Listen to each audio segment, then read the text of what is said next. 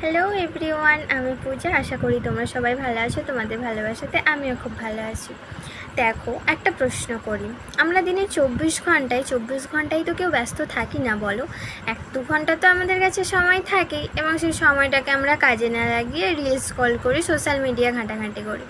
ঠিক আছে, সেটা তো আমি ভাবলাম, কিন্তু এই টাইমটা কাজে লাগিয়ে কয়জনই বা নিজের একটা আর্নিং পথ তৈরি করতে পারে বলো তো? তুমি হয়তো জানো না, সেই পথটা আমি একটু একটু করে তৈরি করছি। এবং আমরা যে বড় জায়গায় পৌঁছানোর একটা স্বপ্ন দেখি, সেই স্বপ্নটা কে পূরণ করবে? তুমি ছাড়া। তোমার স্বপ্ন তোমাকেই পূরণ করতে হবে।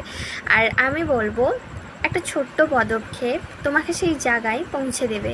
এবং একেবারে হয়তো হবে না, ধীরে ধীরে অবশ্যই একদিন সেই বড় জায়গায় পৌঁছে যাবে। কিন্তু কোথা থেকে শুরু করবে সেটা বুঝতে পারে না।